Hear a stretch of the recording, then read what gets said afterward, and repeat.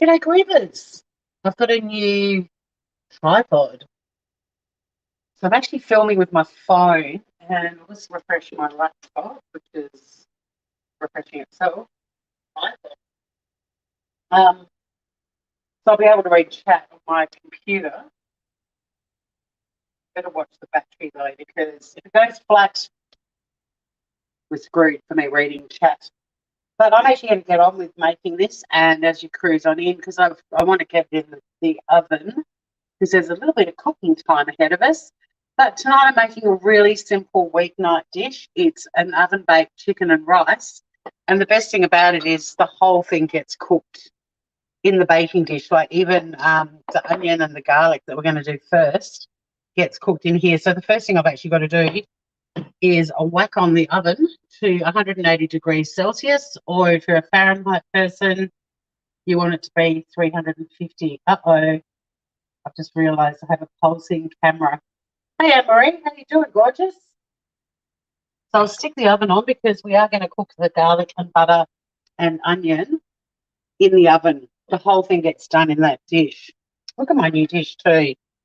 It's beautiful. I don't know if the colour will come up properly for you guys, but it's like a really sort of dark greeny. They call it teal, but I love it. I love my old one too, but it's very hard to get it sparkly clean. And I thought that looks bad for cooking. Like I know that it's as clean as I can get it. So I treated myself. So the first thing we're going to do, I do get asked to do like really good, easy weeknight cooking. And this one, because it's made entirely in the oven, I thought we'll give it a go. I've never made it before. I do quite a lot of baked chicken dishes and rice dishes, but this one's a new one. So I tried to pick one that was super easy and also cheap and wouldn't require a heap of dishwashing at the end of the night. So let's see how it goes. So the first thing we want to do is chop up a brown onion. Oh, that's a bit slimy. I'm going to take the second layer off as well. I only bought that today from the fresh farmers market, but yeah, that's a problem with locally grown stuff. Sometimes it's a bit wonky. How have you been, Anne-Marie? Are you doing roast beef in the slow cooker? Nice. Now, I usually try to have everything prepped and good to go when I'm cooking, but I want to prove how easy and quick it is. So I did get a few things organised, but for the most part, we are cooking from scratch. You've been really good. That's awesome. Good to hear. So just chop up your onion. Now you can use a brown onion or white onion. You could probably even use a Spanish onion or a red onion. I don't think it really would matter. You just want an onion. This is one of those dishes too that you'd have like pretty much all the ingredients at home, except for maybe the chicken thighs. We'll chat about them in a minute too, because we're going to be doing chicken thighs on the bone. If you're looking for them in your supermarket, they're called, what are they called? Cutlets. So the thighs on the bone are called thigh cutlets, and if they don't have bones, they're called fillets. But there's a reason for getting the ones with the bone, because they cook along with the rice really happily. Without the bone, they can dry out if you just have a thigh that doesn't have any bone in it. So, yeah, they recommend thigh on the bone. Your house must smell amazing with a roast beef cooking. Although my slow cooker, I've got to say, I don't get a lot of aromas. Hey, cuz. Chicken and rice for dinner, half an hour. Get on that plane. Come hither. Hey, how's lockdown going? One of my mates in Queensland, Scotty, that I did that cake with the other night, was saying there's rumours it might be extended. Is that true? Oh, this onion's making me cry. That's chopped enough for me. As you know, once you start cooking onion, it all kind of shrinks anyway. And the other thing we want is a couple of garlic cloves that we're going to crush. This is a really easy weeknight dinner, Aussie. So I have put, well, it sounds really easy. I've put the link. I put a tea towel under this board to stop it from wobbling, but it's too high and it's wobbling more than it does when there isn't a tea towel under there. Hang on a sec. This is unprepared Tory. So a couple of garlic cloves. One little tip for getting the skin off the garlic clove rather than trying to peel it, just squash it a little bit with your hand on the side of the knife. If it's not working, it usually peels off really easily. That one wasn't too bad. Get rid of the skin.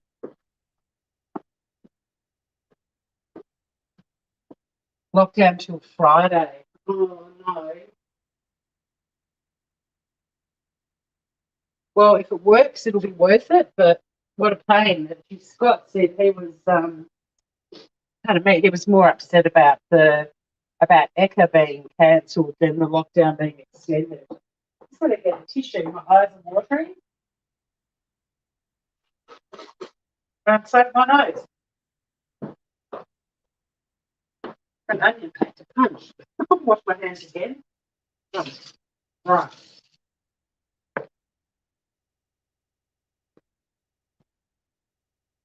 So what we're going to do is just scatter the onion into the baking dish. Try to get it in the dish and not everywhere else. The thing with cooking live is to be sort of positioned with the camera and everything. You end up cooking differently to how you would actually normally cook. So just spread the onion out on the base of the dish.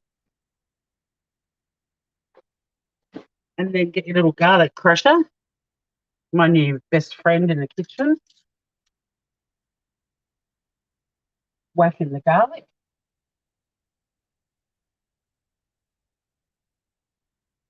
Oh, your house does smell amazing. You've got more restrictions too, Anne-Marie. What's happening for you? What's going on with you? Let's crush the second garlic.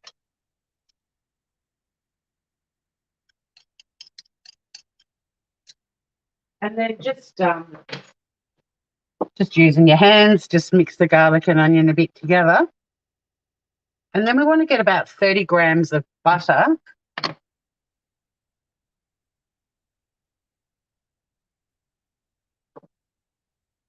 Or you can use olive oil. I'm actually going to go more like 50 grams because there's a mark on the butter and I just think 50 grams is good enough. Yeah, I hope everyone behaves themselves too. Oh, you can't go to Wodonga at all. The border is closed. Albury's the better side anyway, isn't it, Anne-Marie? And then just cube up your butter a little bit and whack that in the dish as well. And here's the exciting part. We're not going to be cooking this in the saucepan or anything like that on the stovetop. We're going to just chuck it in the oven for about 15 minutes while we get all the other stuff ready. So that goes in the oven. I'll set a timer just so I don't forget to check it. But we basically want that to cook and sort of caramelize a little bit, and I'll keep an eye on it. If it's getting a little bit browned, I'll give it a bit of a stir. I'll stir it up. Butter is life. So the next thing we're going to do is make the little rub that's going to go on the chicken. Now, this is where it's weeknight cooking and we're trying to keep it really easy. You can use whatever you've got in your pantry. Like, you don't have to use these specific ingredients. You're just going to be making a rub using whatever spices you've got. You can experiment a little bit if you've got. So a lot of people like to use mixed herbs and things like that if you'd rather just keep it really simple. But I'm actually going to show you the recipe version. But the beauty of this dish is play around with it a bit, have a bit of fun, and I have a chat more about what I learned when I was Googling for a recipe. I'm just trying to open up the paprika. It's a new packet. So we're going to make a little rub to go onto the chook. And first up, we want a teaspoon of paprika. And I'd use smoky, not sweet, if I were you. But if you've only got sweet, whack it in. It doesn't really matter. I just prefer the smoky. Next up, a teaspoon of dried thyme, but you could, like I said, if you've got mixed herbs or something like that, you could use that. You can really make whatever you want for a rub. Just pull out your spices and get creative. You really can't go wrong. Well, you can, but just have a bit of fun with it. Don't stress about it too much. We're going to add half a teaspoon of onion powder. Now, this is a recipe from overseas, and I'd never actually cooked with onion or garlic powder till I did keto. So I've got this leftover onion powder that's a bit dry and lumpy. I'll just break up some of the lumpy bits. But I actually quite like the flavour that onion and garlic powder adds to a dish. So I'd never cooked with them before, and I'm going to add half a teaspoon of garlic powder as well. And then just some good old salt and pepper.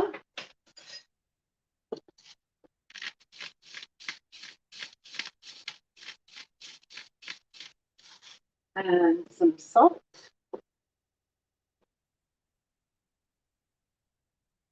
Yummy, yum, yum. And then we're just going to mix that up with I'd use a chopstick, so that's what I'm going to use, but you can use a little teaspoon or whatever if you like. I just find chopsticks are really handy to cook with.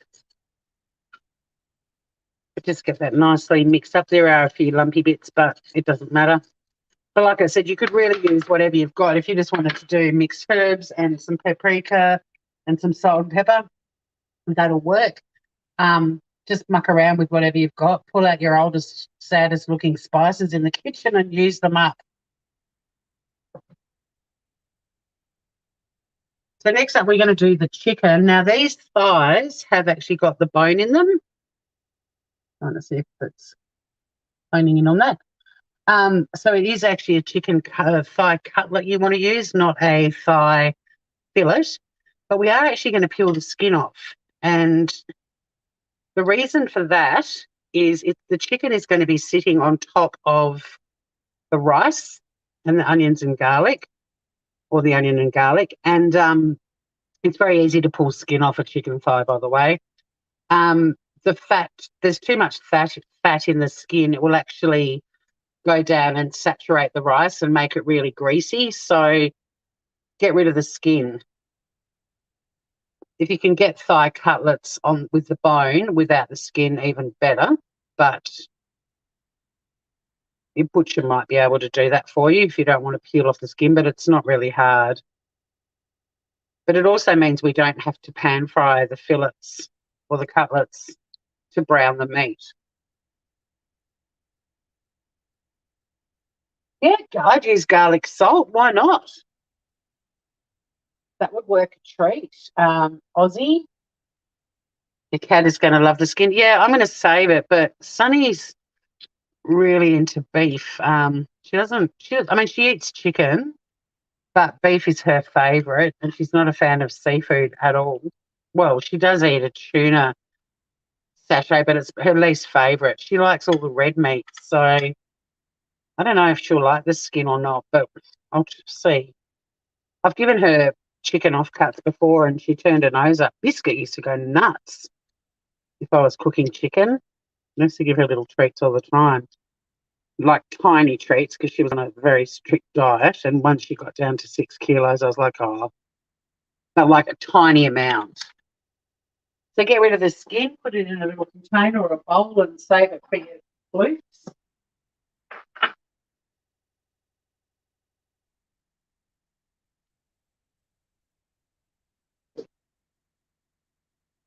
And then we're just going to put this rub that we've just made on both sides of each piece of chicken. So you can just sprinkle it on, and then with the other hand, just sort of give it a bit of a push it in, like a bit of a rub. Don't have to be precious about it, but you do want to have it on both sides of the chook.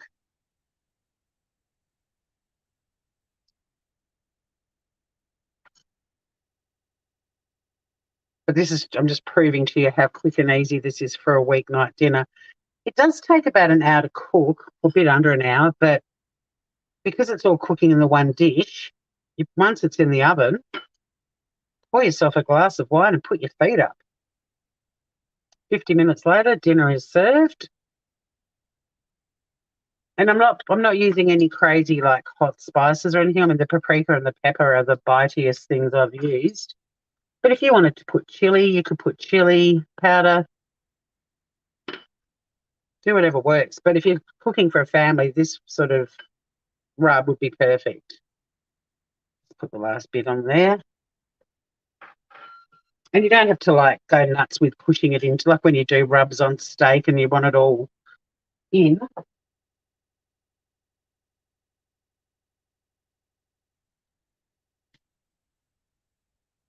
Like, pressed in as hard as you possibly can. So that's as simple as that is. Still got that timer never went down. That's me manually turning it. So I'm just gonna Dennis wouldn't eat it either, doesn't eat the skin. Lucky she's pretty. Yeah, well, she's in trouble with me today. We're in the middle of an argument. We're not speaking to each other at the moment. She bit me on my nose and drew blood. Now, admittedly, I was partly responsible because she doesn't like being held. Well, she likes being held until she's had enough. And I didn't read her very well, and she'd had enough. But rather than just giving me a little warning, a bit of she bit me on the nose and drew blood. I feel like I've got a pierced nose now, which I've been thinking about getting one done for ages. So I think I've just saved myself $19 or whatever it costs. No, it wasn't a love bite. This was a draw blood bite. Wasn't good. I'm just going to get the onion and garlic out and just give it a bit of a mix, see how it's going. It's already smelling. Yeah, so this is worth getting it out just to give it all a really good coating in the butter. It already smells incredible. There's nothing better than butter and garlic and onion, the smell of that cooking. I like how this is all just done in the one dish though. Pretty cool. So I'll just stick that back in the oven a bit longer. You do want it to cook to the point that it's, sort of not browning, but you do want it to be kind of nicely caramelized or softened is probably the better word. But yeah, sadly it wasn't a love bite, it was a raw blood bite. Has Dennis been biting too? Uh-oh. And naughty cats. I mean, look, I didn't read her. She was trying to tell me she'd had enough and I didn't listen. So, this new tripod I've got is awesome, guys. I only just got home and had time to set it up to start filming, but it's called a Gorilla Pod. And it's actually got rubber legs. They're like balls with little rubber rings around the outside that you can bend and just sort of attach it to something. So I've got it I use this metal vase that I love upside down and usually put my tripods on top, but this is actually like gripped onto it. But you can like hang it onto a tree. Yeah, 12 or 15 minutes for the onion, garlic, and butter, just so that it's softened because it's all going to bake in the oven, but just getting a little bit of browning happening, not a lot, but a little bit of that kind of brownie caramelization happening is going to add to the flavour of the dish. You've got a Gorilla Pod. I love it. Oh, you've got yours at Big W. Oh, I've got mine at Harvey Norman and probably paid 4 times as much. So this recipe came with a heap of little tips and stuff.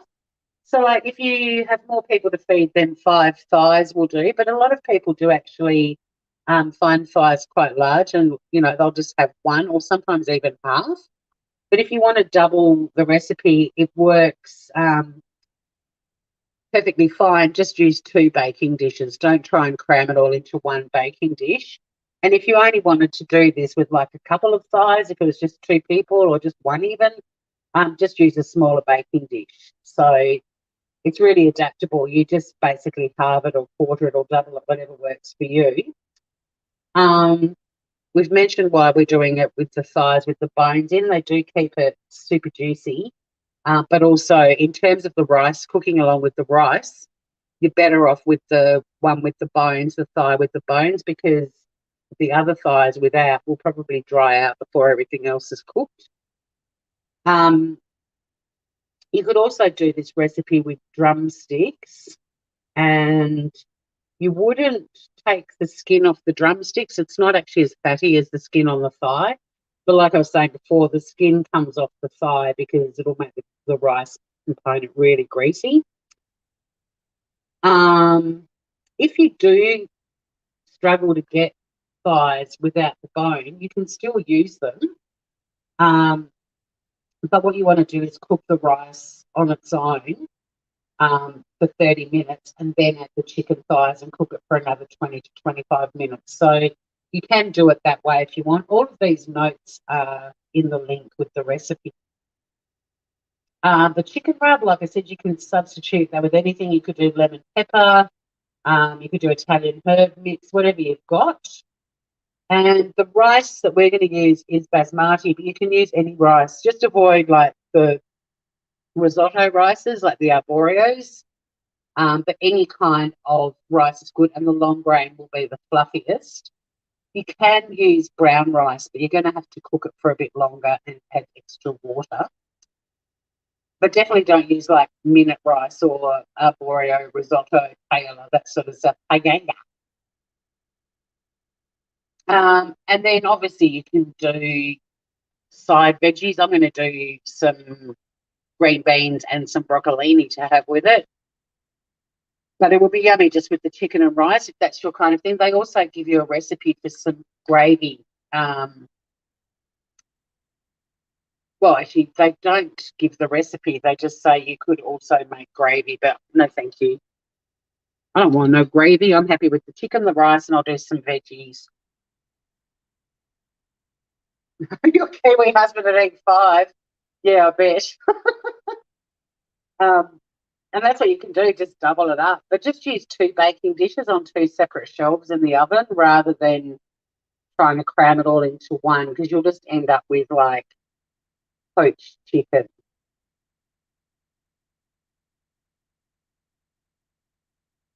And hi to everyone else who's dropped in. I had about 10 people at one point. Thanks for saying g'day.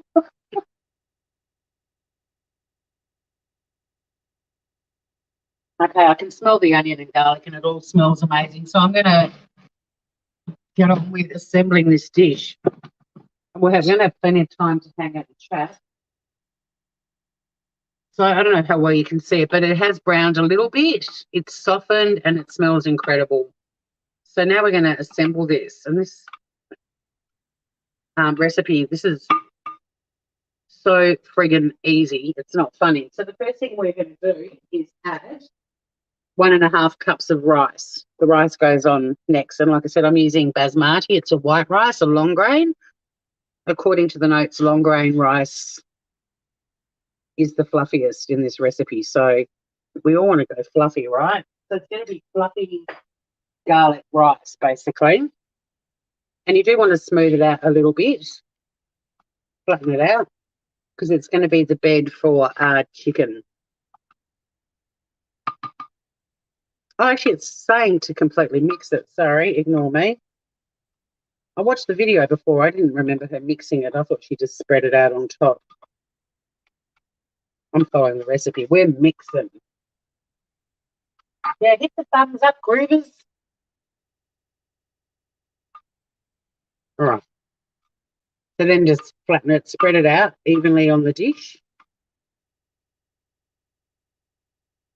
Doesn't matter if there's a few bald patches.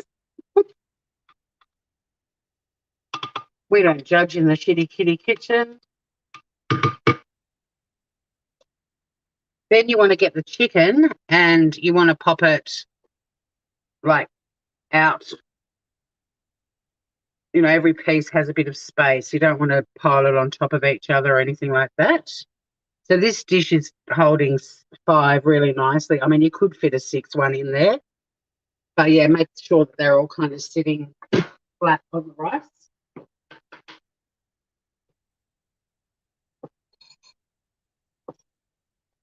And then next up, we are going to pour 1.5 cups of chicken stock. Now, I do have some homemade chicken stock still in the fridge, but I just chose for tonight to make some stock with some stock cubes. So you just want to pour the chicken stock into the pan around the chicken. Try not to go over the chicken because you don't want to wash all of the rub off. Just go around the edges. And then we also want to get 1.5 cups, sorry, 1.25 cups of water. And go with hot water, not cold.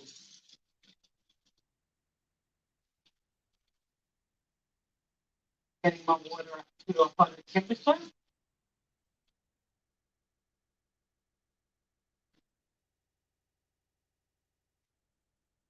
Right, take the house cold. It's going to be cold here today. Taking a while for the water to heat up. Here we go. The pipe's going to be cold. All right.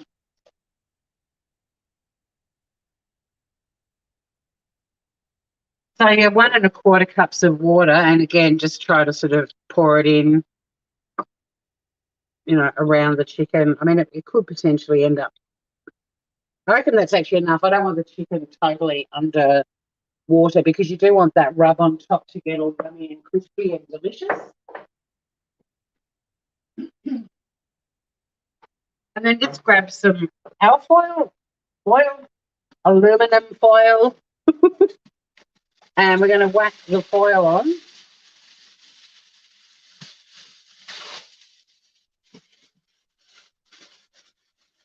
The baking dish is still pretty hot, so don't burn your little fingers or your hands. And we're going to chuck it in the oven for half an hour.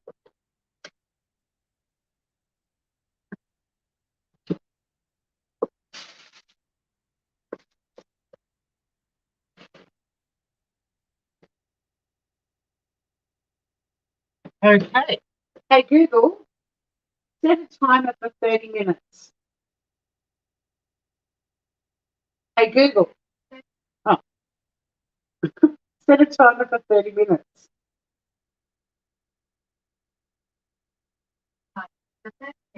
Oh, she's set.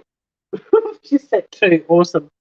So I can't actually move my camera, but I will be working on that.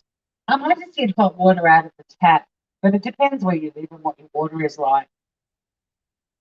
Tassie water's clean and delicious, so and I'm actually on tank water, so I'm happy to use mine straight from the tank. But if you wanted to boil it, the whole point is the stock was still pretty hot too from when I made it. It's just so that it can get on with cooking. So it's going to sit in the oven now for 30 minutes with that foil lid on it. This is where I should have done here's one I prepared earlier, but I don't need that much food in my house. Not the same dish. I'd get sick of it very quickly.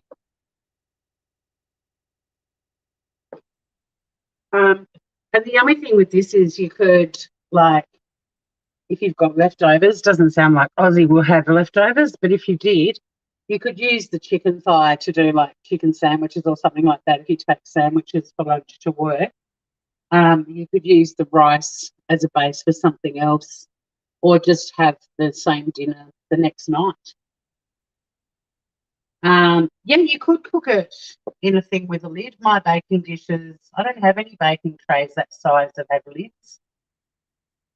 I do have a an enamel roasting dish, but it's pretty deep. And I've tried cooking this kind of thing in it before, and it's not bad. But if you don't have the right kind of quantity, it can dry things out a little bit. So go with the flow. If you've got a dish with a lid, I'm sorry about the pulsing camera too. The tripod's awesome. It hasn't fixed the pulsing. No leftovers. Because you've got boys too, haven't you, Ozzy? I remember we chatted about your kids a long time ago. Um,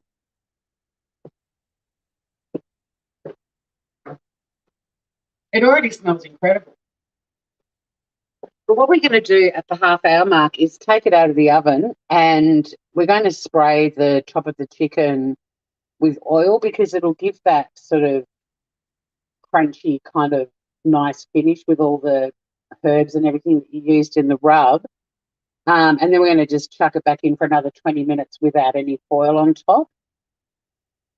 And you really do want the rice to absorb all the liquid. So it's kind of like a risotto.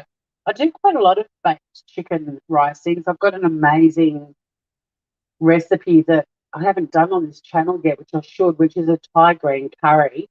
But you actually cook it. It's a baked one, and you cook it with the rice, and it's incredible. Like a lot of people find Thai green curries to be too hot, but there's something about cooking it in the dish with the rice. The rice absorbs it as well, and it just turns into this incredible flavour bomb. There's coconut milk and stuff like that in the dish as well. I need to put something in the shop for you guys to look at while I'm talking. Next time I go live, I'll be able to move this camera around a bit more. Go my lucky Parisian rooster. Um, every kitchen should have one of these.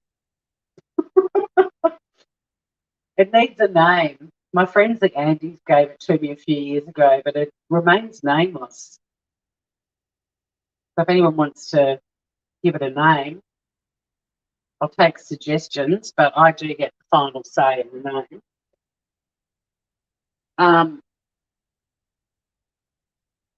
Or they eat like monsters. I've always got leftovers here, and a lot of people who live nearby get treated to a lot of food they weren't expecting because they've always got extra food. My friend Scotty down the road, I'm like, I'm coming down with food for you. In fact, I could probably take some of this down to him tonight. I might do that.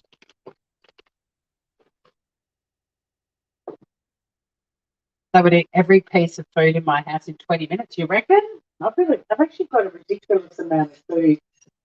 I'm trying to slowly cook my way through the pantry. Like I'm like, okay, I've got some buckwheat flour, so I need to find the buckwheat flour recipe. Like I'm going to start using things up because, I mean, if Tasmania went into lockdown, I would not have to panic buy at all. I get my loop paper delivered from Who Gives a Crap, and I could probably survive on the food in my pantry and fridge and freezer for a good 4 months if I was really, like, if I rationed, if I was really sensible and didn't use up, 10 ingredients every time I cooked something. Because even just recently, a couple of things I've cooked, I had to get some cornflakes for a recipe. I don't normally have cornflakes in the house, so like there's a box of that. So there's breakfast for a good month, probably. I don't know, maybe not. I haven't eaten cereals for so long. And I've got all these different flours. I've got heaps of tech flour and, yeah, all sorts of stuff. I did do some quarantine cooking last year. I wasn't in quarantine or lockdown, but I tried to be a bit creative with making dishes and thinking of substitutes. That's when for the first time in my life, I bought a jar of crushed garlic and a jar of crushed ginger. They've since been used and I haven't replaced them, but things like that are brilliant if you're in lockdown or quarantine.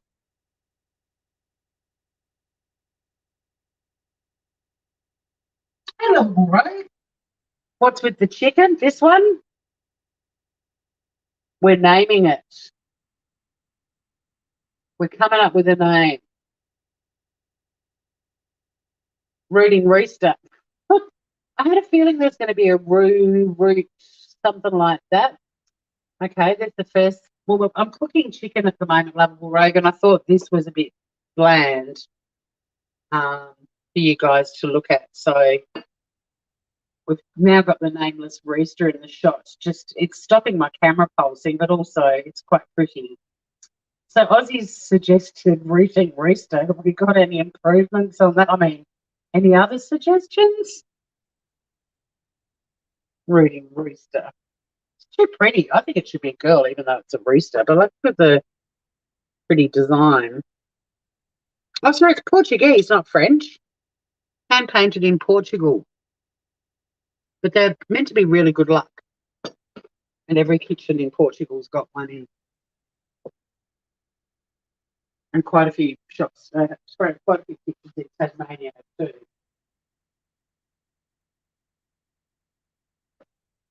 Any other ideas? Hey, Serenity Bee. Frozen chicken. I can, Aussie. And that's why I love you. Oh my God, my little 5 pot picnic got big red. Okay.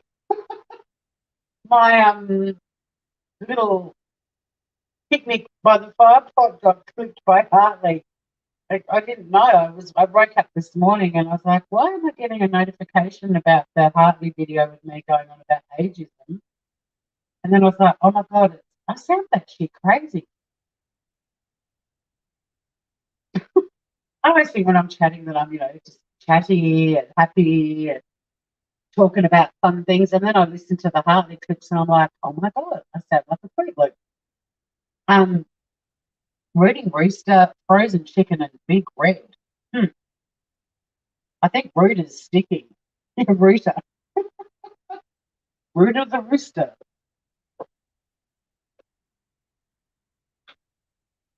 Put a few things away. Mate, this is a lot of cleaning up to do.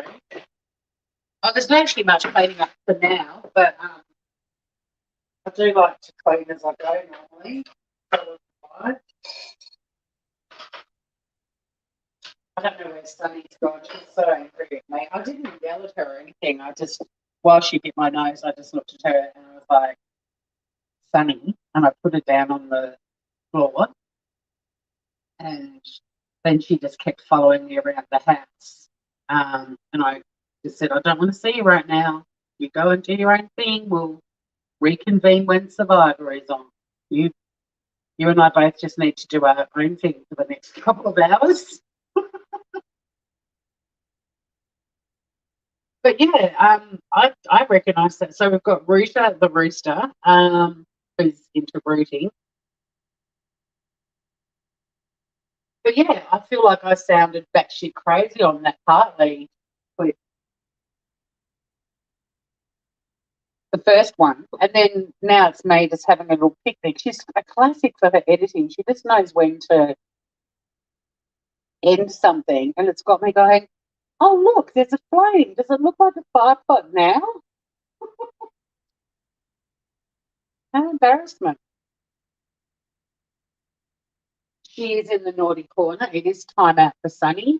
Look, I mean, I was partly responsible too because she didn't like being held at all when I first brought her home, and she's come a long way, and she does let people hold her for a little while. She just hasn't learned how to give you a little warning that she's had enough. She just goes straight for the jugular, and she's not a biter. Like she play bites a lot. And my cousin, when she was here, she's like, best advice I got was don't make your hands toys for your cat.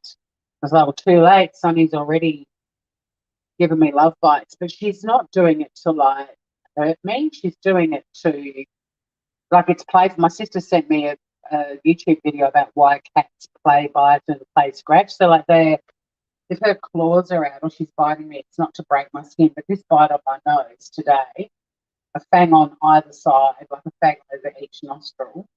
And yeah, she drew blood. She was angry.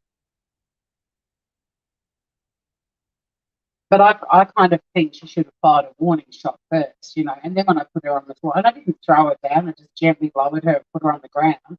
But she was pretty opinionated. She had a fair bit to say to me. She was pissed off. Hitchcock is classy. That is. Oh, you thought it was funny, Aussie? Oh, good.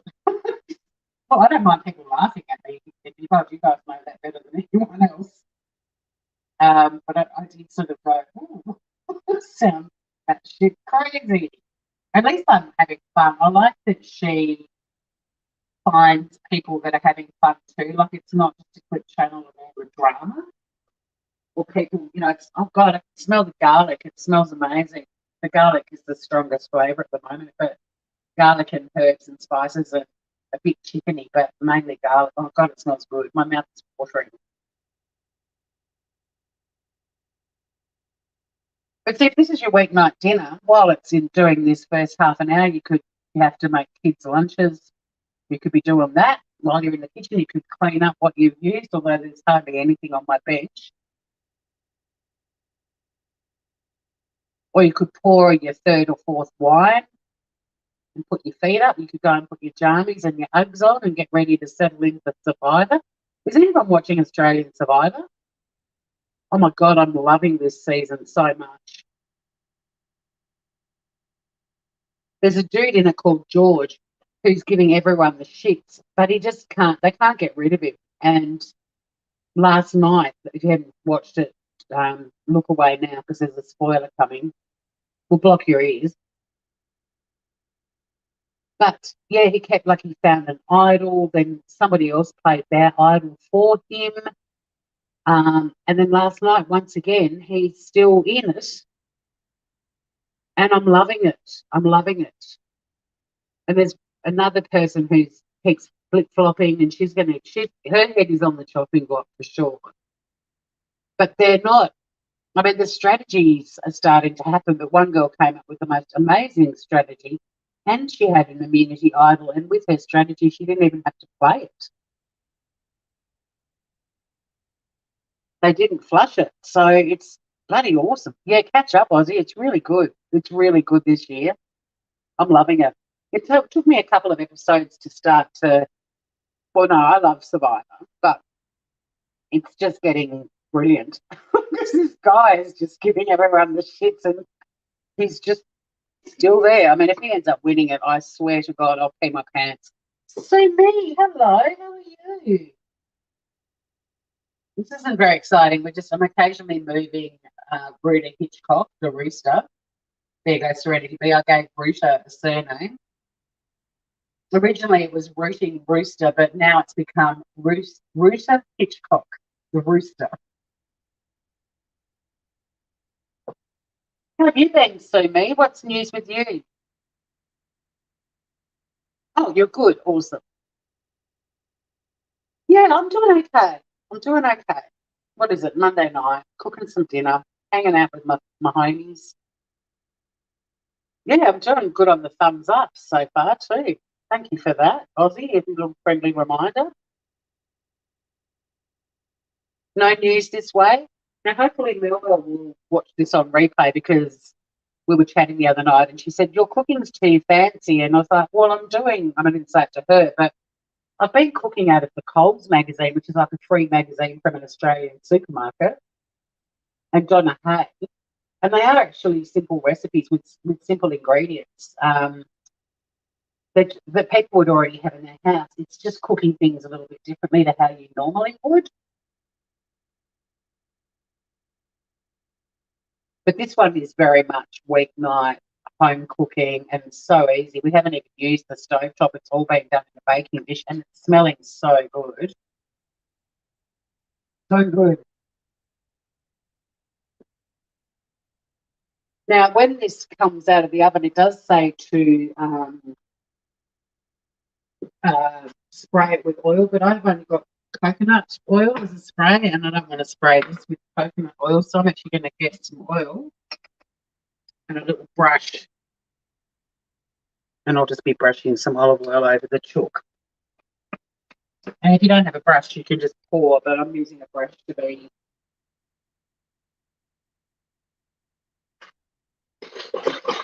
I've got fine brush.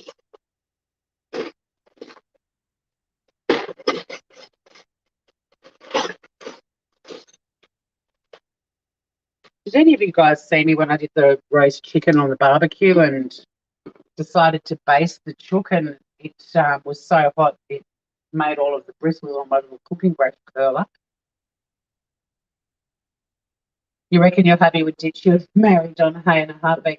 Yeah, and her food is fantastic. I mean, the ingredients that we've all got usually at home, or you know, you might just pop out and get some tomatoes or something. But she just comes up with really clever ways to do things, and it's all the stuff you'd be cooking with anyway. But it's just there's usually a really fun new process that you may not have tried before. And Marie, you saw the barbecue just frizzled the bristles on a brush. It was hilarious. So I've now got this silicone one, which my barbecue would completely screw this one up too. I need to get a proper barbecue basting brush. Hey Google, how much time is left?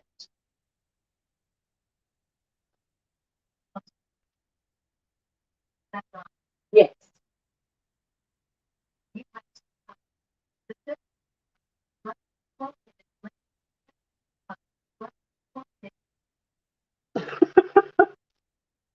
Thank you. 11 seconds apart. So we've got about 12 minutes, guys. 12 minutes and 11 seconds if we go by the second timer before we give it a bit of a baste and then whack it back in the oven for another 20 minutes. So for those of you that have just rocked up, we're doing oven baked chicken and rice. We're using chicken thighs on the bone. We cooked the onion and garlic in some butter in the baking dish in the oven first up. Then we added some uncooked white rice and mixed that all through. The chicken thigh fillets with the bone, we've got 5 of them in the dish, and I removed the skin because the skin on thighs, if you make curries and stuff like that with them, you'll know that the fat does actually, it doesn't evaporate, but it disintegrates. But it can add extra oil content to dishes. So a lot of the time, if you're making curries, there's not a lot of oil because a lot of the oil of the thigh skin comes out. So we actually remove the skin because it'll make rice really greasy, and there's already butter in the dish as well. And then we made a little chicken rub, and I used paprika, some dried thyme, garlic powder, onion powder, some salt and pepper, and that was the recipe's rub. But you could use whatever spices and dried herbs you've got to make up a little rub.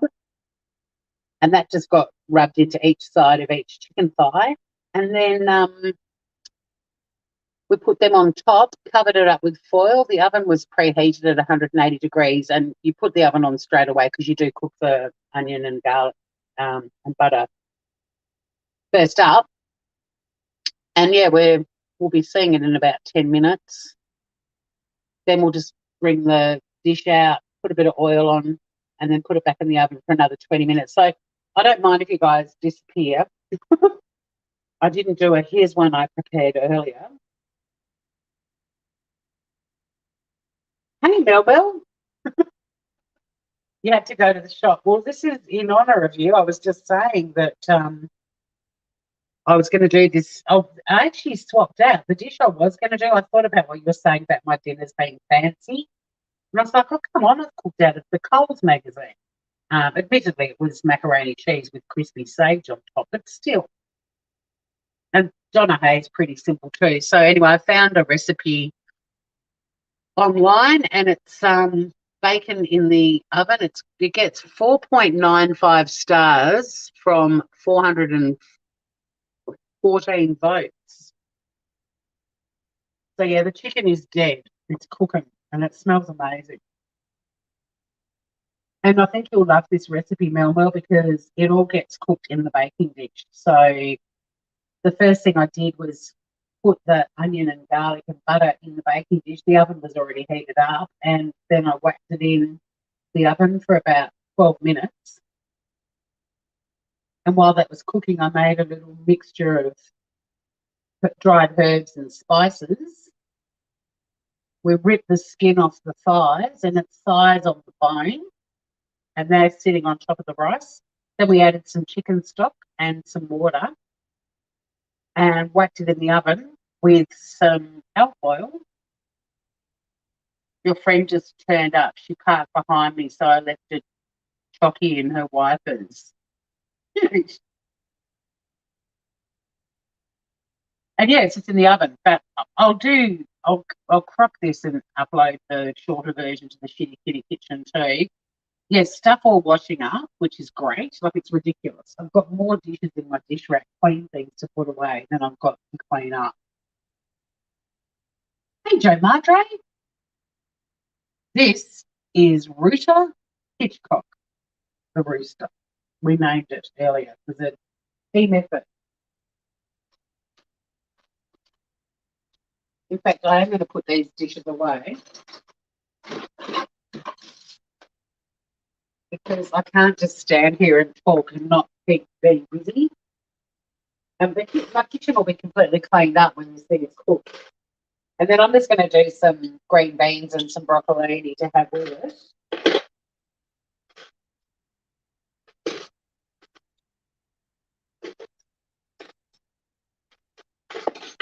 But you could do, a little salad if you wanted to. If there are other veggies you prefer to have. Some people would just do the rice and chicken. Joe Wilson, there's a big cock on the bench. Meet Rooter. What did we change it to? Yeah, meet Rooter Hitchcock.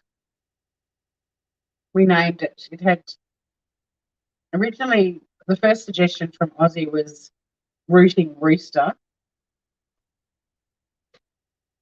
Then Serenity B suggested Rooter. And then also Hitchcock. And someone else came up with Big Red. I think, now I'm confused. Anyway, it was a team effort. Big Red didn't get a look in, unfortunately. It was all about the rootin' and the cock. So yeah, I suppose it could have been Dick Hitchcock as well, but let's not be too silly.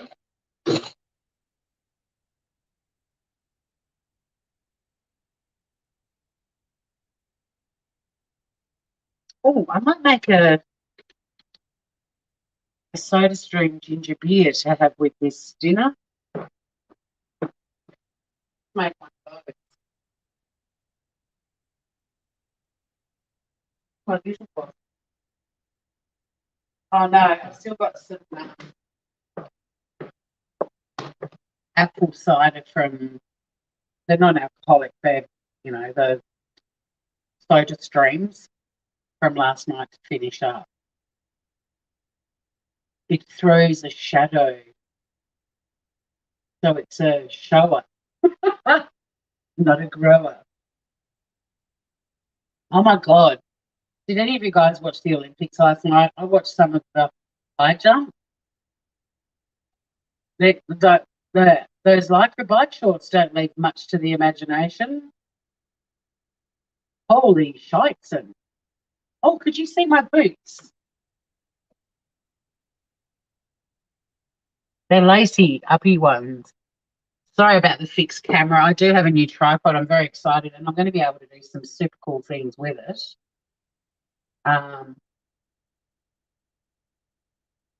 Billy G1 got, did you do a snoring Olympics? I should try it. I don't think I've got it anymore, but when I was sitting at the fire pot, my friend Beck and I and my brother, I narrated like a sports commentator. My dad did the snoring Olympics. And God, I wish I'd. He was the only contestant, so gold, silver, and bronze. I wish I'd kept the cassette. I think in all the times I've moved, somewhere along the way it got chucked. But it was so funny. And in the background, my brother was stirring up our dog Chelsea, and she actually snapped at him, and we all we all sat pissing ourselves laughing. Well done, Vinny. My dad was unbelievable. He was a champion snorer.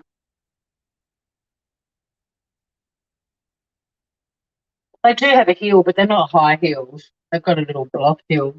I can't really see the screen on my phone. It's pointing down too much at the bench, but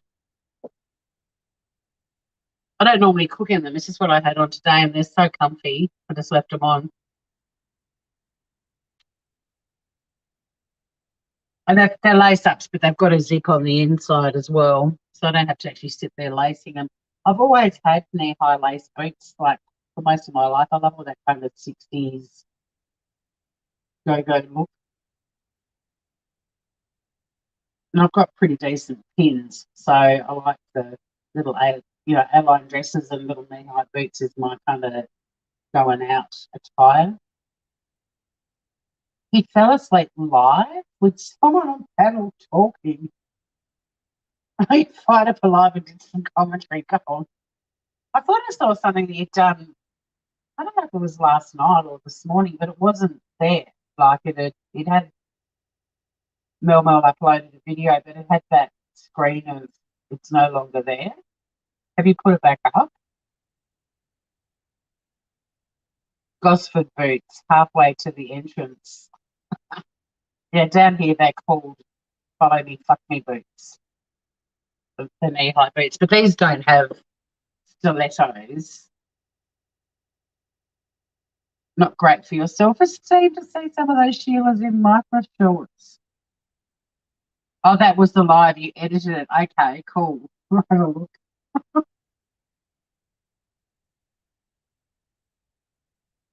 I know we had a few people competing for all kinds of medals the other night around the fire pot. There was we had the snoring Olympics.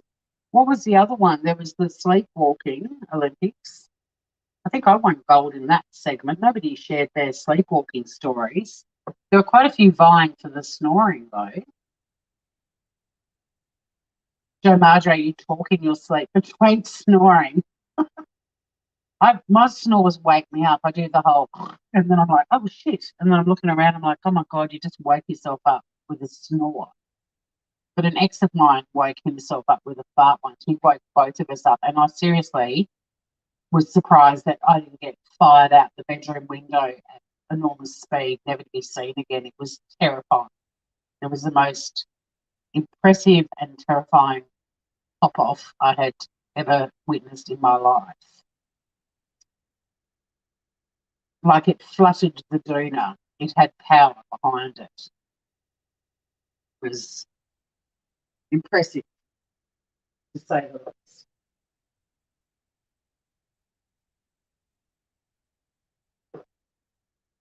I roll over at night and get one by Joshy. Oh no.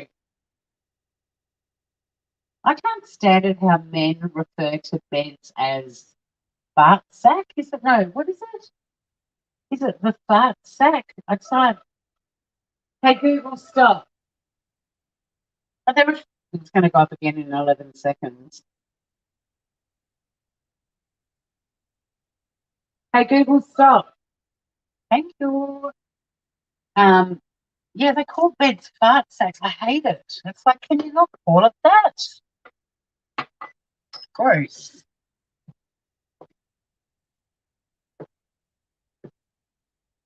I think everyone's well, unless anyone's been fired across a room by a gigantic pop-off. Oh, I should have taken my specs off. All right. Chicken at the halfway mark. Oh, looking good. So to get a bit more colour and a bit more excitement happening with the chalk, we just want to, I'm actually just going to drizzle it with the brush. I'm not actually going to brush it because I don't want the seasoning and everything to come off. Although it's come off a little bit, but just whack some oil, drizzle it, or if you've got oil spray, use that. But who uses oil spray? Like if you're going to use oil, use oil, right? And I'm just going to chuck it back in the oven for 20 minutes. It's too easy. This is the easiest of easy things.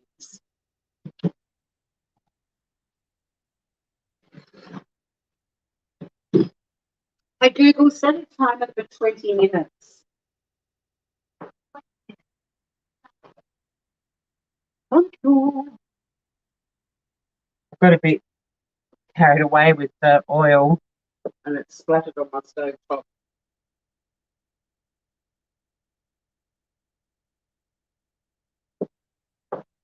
Clean as you go, people. Clean as you go. Oh, Dutch ovens. Yeah, that's a gross term as well. But no, I've heard a few men call it they're just like the fart sack. And I'm like, that's just disgusting. I mean, Jim didn't do that fart deliberately. It scared him as much as it did me. It's just that it nearly launched me into the next stratosphere, you know? The cock is on the move. Boys are gross. Boys are gross. The return of the dick. The cock. Rooter rooster. Rooter bitch cock. I wonder where my sunny bunny is. I'm just going to go and see if she's gone, taken herself off to bed and she's sulky. Hang on.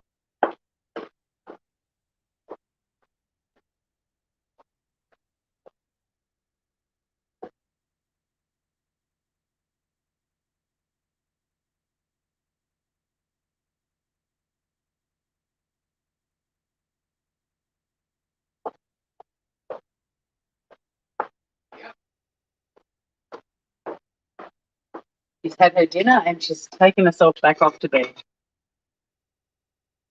Poor little thing. I didn't read your comment and I came back and moved it. So you can check out its ass. It's staring into my soul.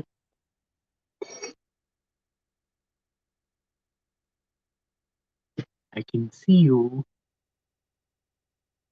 I don't have a lot of ornaments. Everything in my house, not everything, because clearly this isn't. Most things in my house are functional. I don't have a lot of just,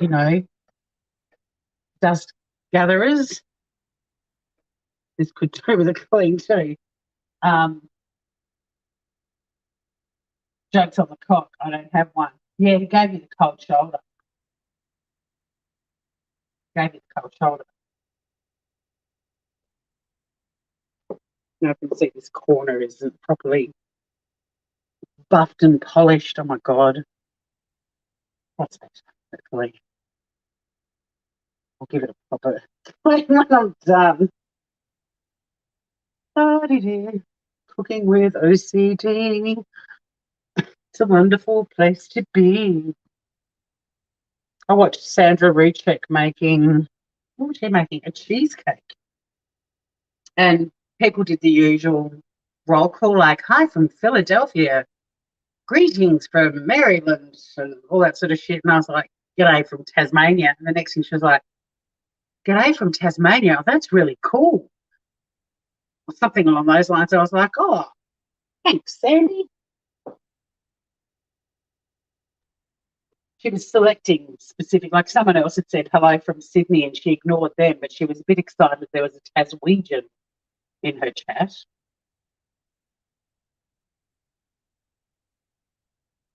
Joey, we've already taken this into the gutter. We can take it lower if you want. Poor little cock. G'day, cock. That was one thing that freaked me out when I moved back to Tassie that I'd forgotten about is men down here call each other cock. And they don't do that in Adelaide or Sydney. No, at my travels. And when I first moved back here in 2003, a couple of times I'd be out, and I'd hear guys going, g'day, cock, and I couldn't stop giggling. I thought it was hilarious. But now it's normal. But I'd forgotten that. You're all off to have a smoke break. Okay, enjoy. I'll just clean up the kitchen while, your dinner is cooking. Off you go.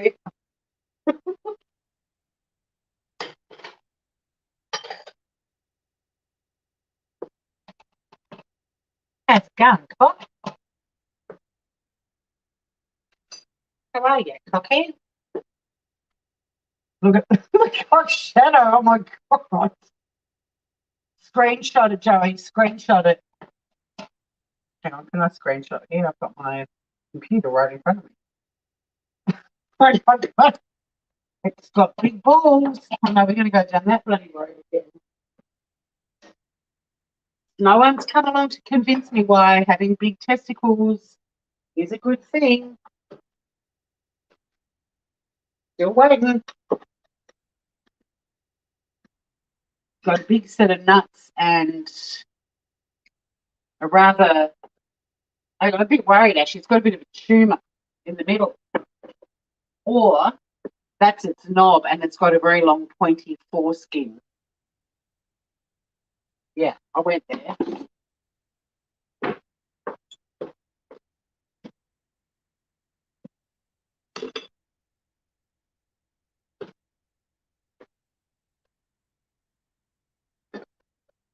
Oh, I can't see what I'm doing. I was trying to do something funny, but I can't because the YouTube screen is a bit delayed.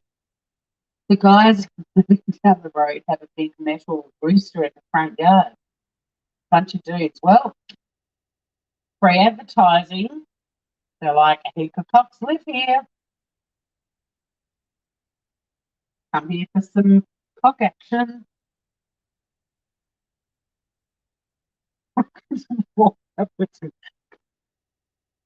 I'm trying to give him an innocent. There we go.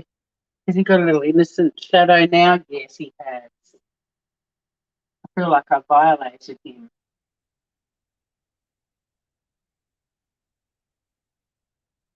They never say having a big face is a good thing. Touche.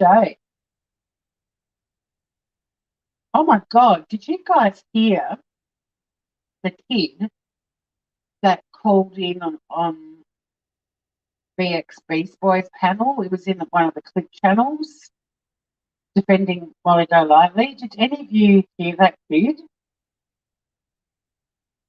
Am I talking to Sunny yet? Yeah, when Survivor comes on, I'll put my jammies on and I'll eat my dinner and then put my jammies on and she'll probably come out and get her nightly head massage because she uses me for that kind of stuff. And she's on my bed, so if she does come out and if she doesn't come out and join me, eventually I'm going to end up getting my bed. Although she was on my bed the other night, and then I came in and got into my bed, and she's like, "Oh, fuck you," and she left. And I went and slept somewhere else. I don't know who the kid was. He claimed to be a friend of Molly Golightly's son, and he went up and told, like, basically got stuck into BX Beast Boy about how he's obsessed with Molly Golightly, but he was using, like, at one point, I don't really know what happened, but at one point, this kid was the only one. Like, there were two other people up on the panel, but they both went silent. So there was a woman and BX Beast Boy, but they suddenly went silent, and this kid had control of the panel, and he was reading chat and just abusing the crap out of all of these women, saying they were all menopausal and disgusting. I don't know who he was, and then there were people in the comments saying it was Red, but it wasn't. It's somebody much younger than Red. And people in chat were calling him little, and he's like, "I'm 6'2", but he didn't sound very old.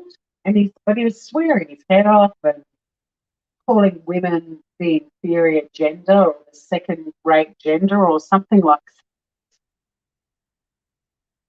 It's like, who is this little kid? Oh no, wait, he's not little. He's 6'2", but.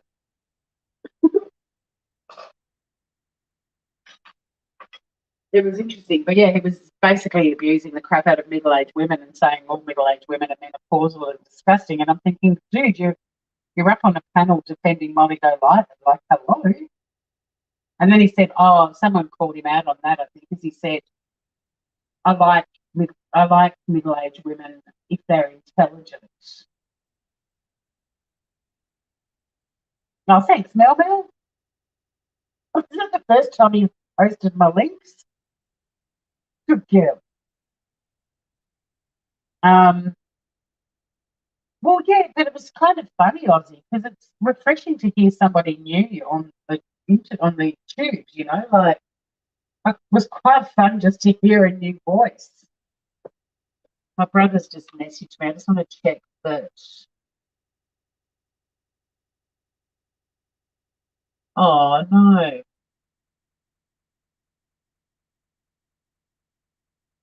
Oh, Will just message me because Pat Russell, who was a news reader at the radio station where I did breakfast radio, died. That's a bit sad. I mean, he was older, but rest in peace, Pat. But back to the knob. Yeah, it was the brand new one. Huh? What's the brand new one? What have you done? I've got to open it in a new window. Open link in new window. Oh, you rickrolled me, you bitch. I did. Mem, lives on. Rest in peace, Pat. Yeah, Pat was gorgeous. He taught me a lot. He was a lovely man. He's English, but he'd been in Tasmania for a long time, and very well regarded in the radio sort of world. Yeah, Mem, channeling Mem. I can't believe you did that. I'm glad the volume didn't come on. Got 10 of you guys basically watching a ceramic rooster from Portugal. This is the heights we reach on this channel are just out of control, guys. I'm just going to put some hot water in my sink. I'm even going to start getting the dishes happening. And I'm not going to stand here and do them, but I'm going to get them soaking.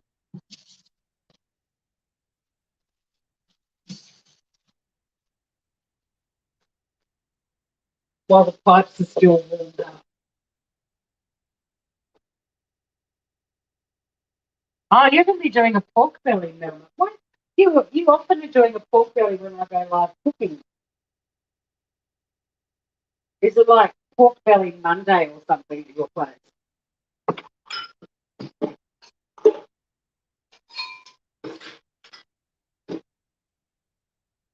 There's so few dishes. They're all going to fit in the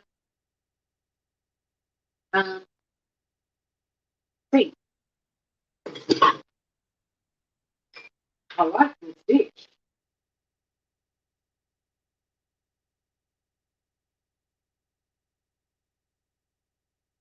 I did forget when I took the chook out just before to sprinkle I took some frozen thyme out of the freezer.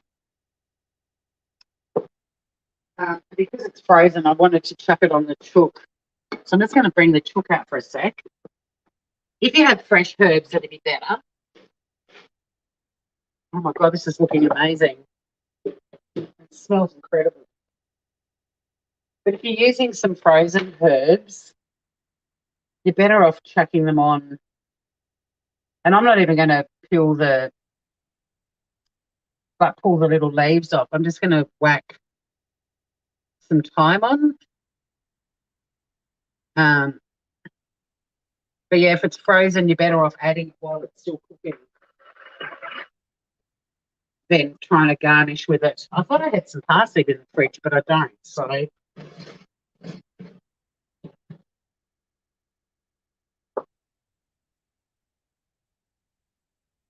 who is the punk dissing menopausal women?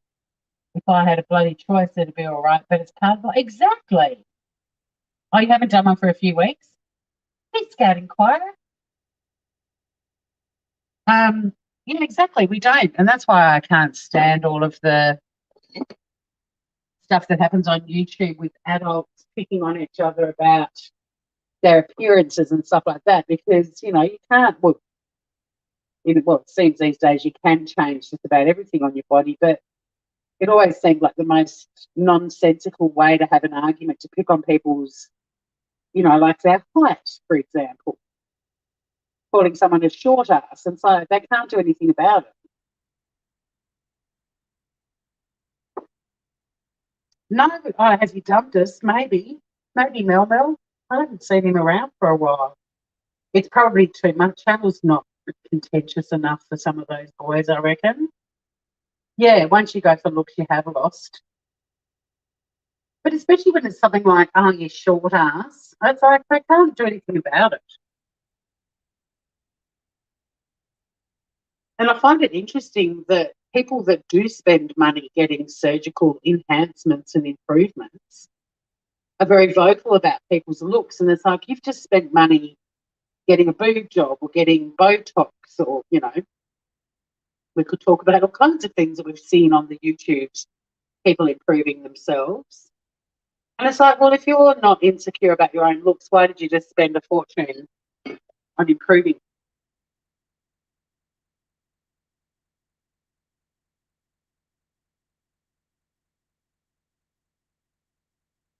Stick with the argument or shut the fuck up. Yeah. But that little kid thought it was pretty cool having a crack at middle aged women about menopause. It's like none of us would choose it. None of us would choose a lot of the things we have to go through. He accused the woman on the panel and said, oh, are you bleeding at the moment? But the whole point of him being on there was to defend his idol, Molly Go Lively, and, she's middle aged too.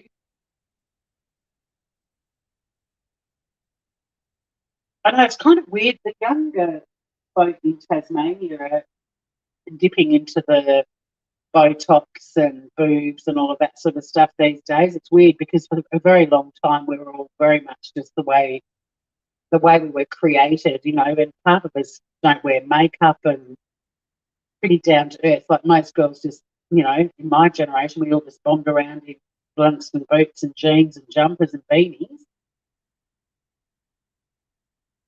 But the younger ones are certainly getting into all of that kind of stuff.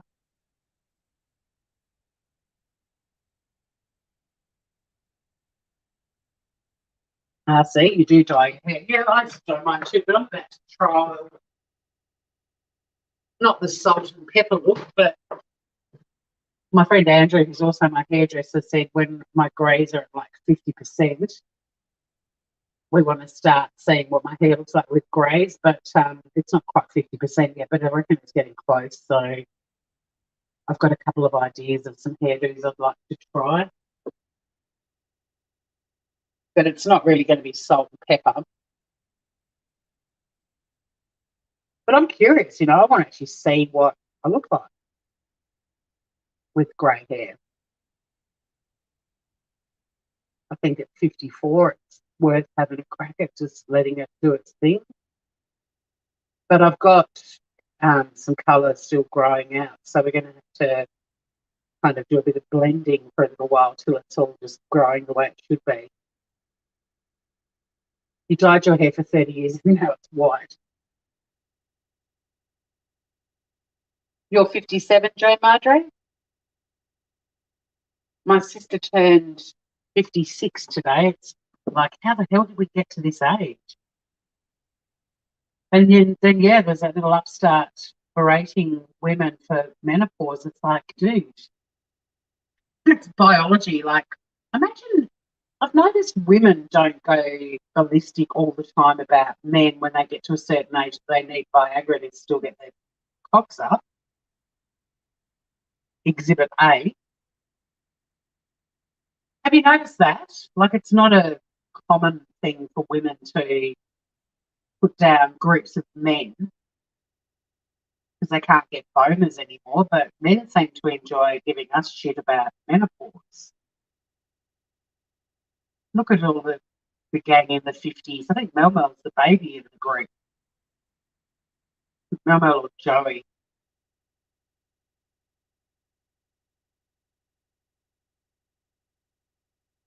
Oh, so you're 57 at the end of August. Yeah, my sister's just turned 56. Um, but yeah, I don't know who that little kid was. Joey's 45. Yeah, so Mel Mel will be the bub of the gang, I reckon.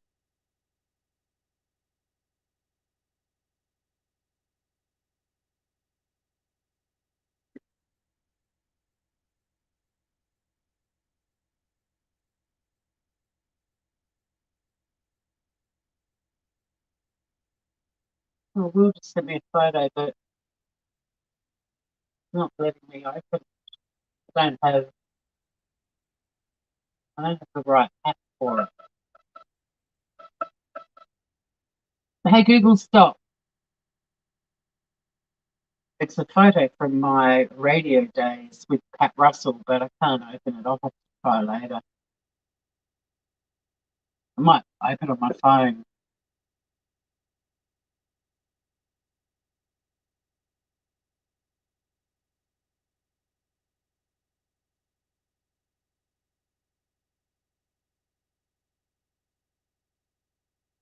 $45 soon, going on 89, 46, almost 47. Your body feels 182 years old. Joey never left 17. Serenity B, you're the senior citizen. Well, you're the wise one of the group, Serenity B. I've never really got past 9 3/4. You're waiting for the chicken to talk. We need this. Oh, that's where I need Mel Mel. I can't do silly voices and stuff. So we should have had Mel Mel up doing voice of Barista while I cooked. So here it is, everybody. It's out of the oven. It looks pretty delicious. It smells incredible, and this rice hopefully will be light and fluffy. And also, the recipe did say these little crunchy bits in the corner and along the edges. Whoever bakes it should get them because they're amazing. But it looks divine. I'll plate some of it up and cut it open. And hello, Heimdall's Cooper. Thank you for stopping in and saying hello. This is a super easy oven-baked chicken and rice dish. Like anyone can make it. Yeah, the crunchy bits are the best.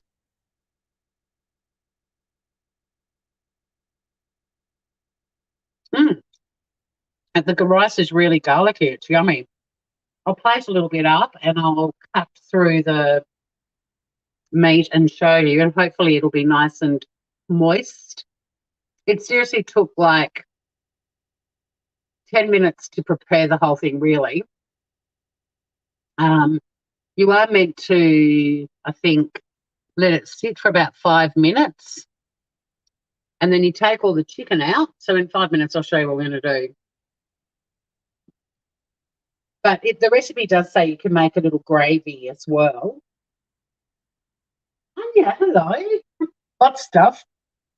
I'm a bit hot. I'm standing next to a hot stove at the moment, hot oven. I'm having a flush at the moment. I'm not really. Yeah, add it to your cooking cart, Serenity B. The clock is happy. I did just say moist. Actually, let's bring the clock back. Come back here, Rooster Hitchcock. Come and look at what we've done to your girlfriends. We've cooked them, but they do look nice and moist.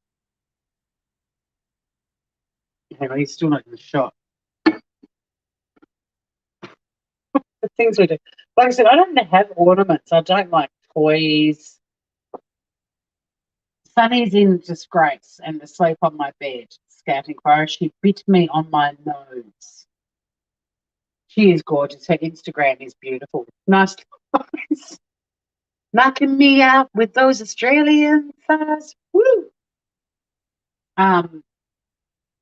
Yeah, she's in disgrace, Scout. She bit me on my nose. Now, it was partly my fault, but she needs to learn to give me a little warning sign before she decides to pierce my nostril, which is basically what she did on each side of my nose and drew blood on one side. And there you are, flogging her Instagram when she's in disgrace. She's asleep on my bed. I told her we could reconvene and become friends again when Survivor's on. So she's taken herself off to bed.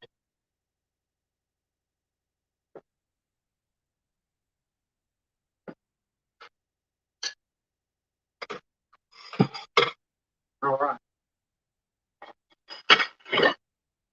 It's good enough for me. It's close to 5 minutes. So, yeah, my nose. I know. So remove the chicken and the crunchy bits of thyme that I threw on at the end. Now there is a bit of brownery happening because that's the bottom of the thighs. Juice. And you want to fluff up the rice. I'm actually going to take that bit out. I don't want the discoloration. I don't mind a little bit, but oh no, I just dropped that in the sink. Just not all of it. Oh well. Fluff up the rice.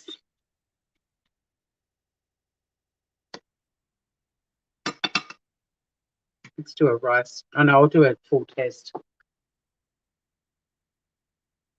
Oh, your chihuahua has a. I can't move the camera Serenity Beat, but if I've got a whopping great scar, I'll show it to you.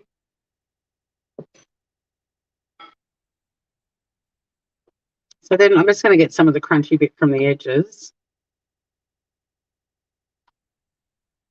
This is purely for demonstration purposes. I'm going to be cooking some veggies in a minute. Right with it. But just to do the little taste test and give it a score and end this live. Thank you everyone for hanging out with me. It's been fun.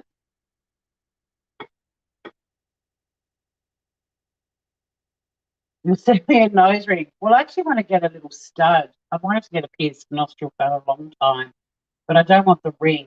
I want like a little stud.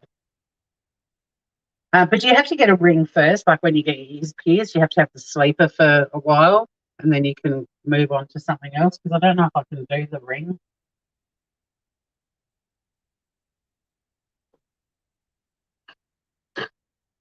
Let's taste this chicken.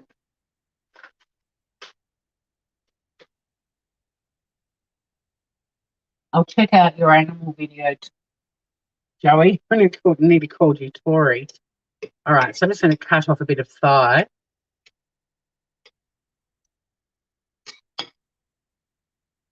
Where are you, camera? There's some of the thigh. Is it going to be moist? The recipe says it is. Actually, that's a better shot of it. Hang on. There we go. All right.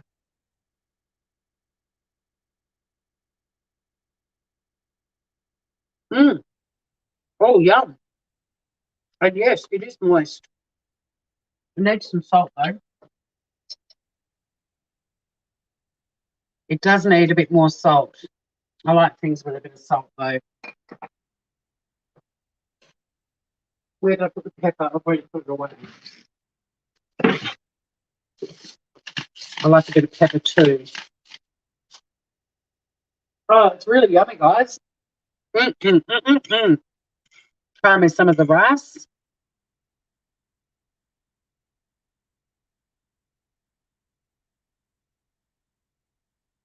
Oh, yum. Mm.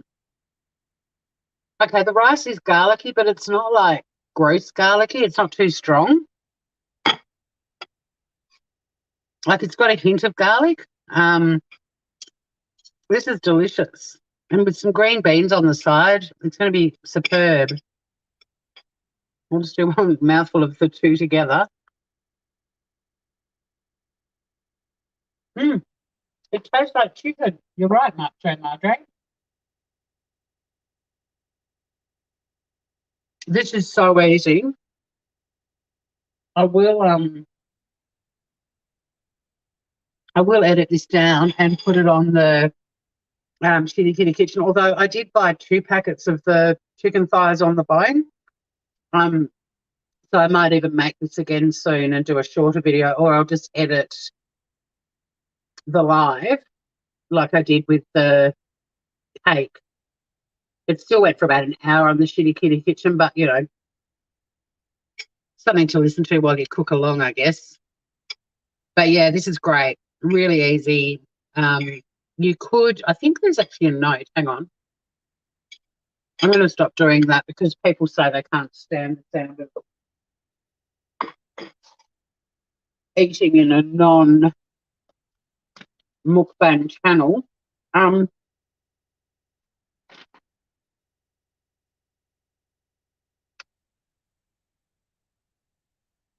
thought I read somewhere that you can. Huh, maybe it was a different recipe. There was a recipe I looked at that said you can kind of pretty much have it all good to go.